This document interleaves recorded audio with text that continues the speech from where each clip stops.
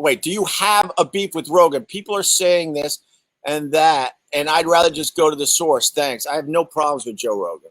None whatsoever. There was a time I was very, very disappointed when I was getting my podcast together. I wasn't sitting in the big seat anymore, and you learn who gave a real shit about you and who didn't. A lot of people were kind of friendly and nice to me because I sat in the big seat. And I'm not going to speak just for myself. I'll speak for the show.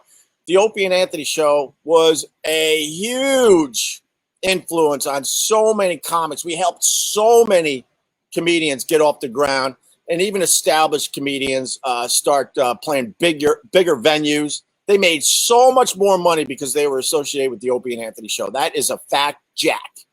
And then you fast forward a bunch of years, the kid is not in the big seat anymore. And he's pretty much knocked down to a much lower level. He's starting his podcast. And I needed a little help, finally. Finally, I needed help after 20 years of helping everybody else out.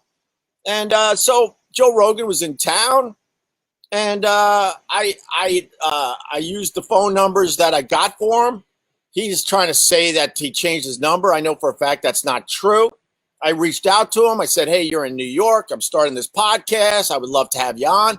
That would have been a huge get for me, and it would have really helped me when I needed it. Not only did he not do my podcast, he never fucking even wrote me back. And that really bummed me out. Then I made a stupid, silly video that, the haters have grabbed onto and made fun of, and that's okay,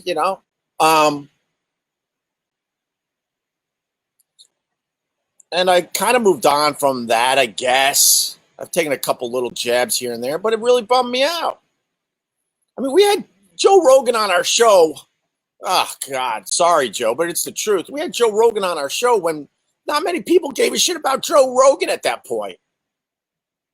He was just starting his fucking podcast.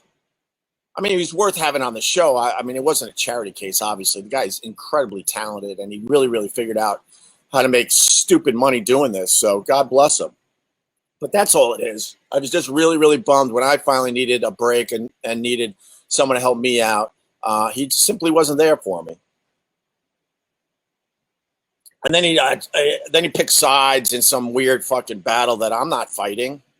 I'm not fighting the battles.